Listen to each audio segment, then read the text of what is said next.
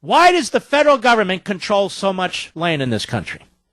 A federal government that is broke, dead broke. You wouldn't know it today, but one day we'll know it. It's inevitable. No society lasts forever, not under these circumstances. Might want to check that out over at National Review. Might want to check out Greece. Might want to check out the Roman Empire, stuff like that. But in any event, why should 84.5% of Nevada be controlled by the federal government? Why should 69.1% of Alaska be controlled by the federal government? Why should 7.4% of Utah be controlled by the federal government?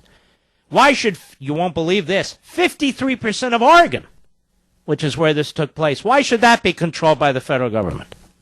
Over 50% of Idaho, over 48% of Arizona, over 45% of California, over 42% of Wyoming, almost 42% of New Mexico, and almost 37% of Colorado. Why should the federal government control all that? Oh, Mark, we need to keep it pristine. The federal government doesn't keep it pristine. It just controls it.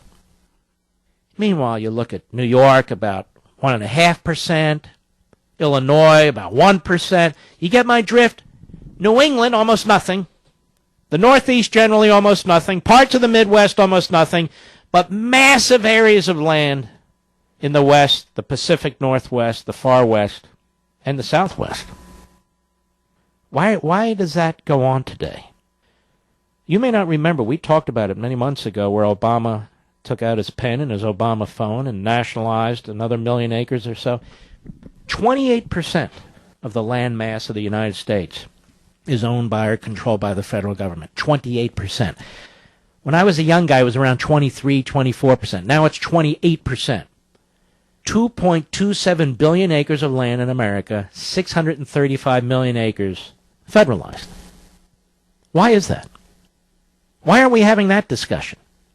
Again, why should the left drive our agenda? Why should the left control this country and control our arguments? No, we should discuss this as it relates to why in the hell does the federal government control 28% of the land mass of this country? Does that sound like a limited government with enumerated powers to you? And then we wouldn't be getting into all these issues about who can graze where. And we know the answer, because the totalitarian left, if they had their way, would be 98%. They don't believe in private property rights. They don't believe in grazing. They don't believe in farming unless you farm what they want, like hemp, among other things. They don't believe in commerce and trade. They believe in climate change, something they manufactured, a whole ideology, an entire religion. The American people don't care about that. But Obama finds that very, very useful to use to do what? To empower the central government, the bureaucracy, against the people, against the states, against the private sector and private property rights. That's why.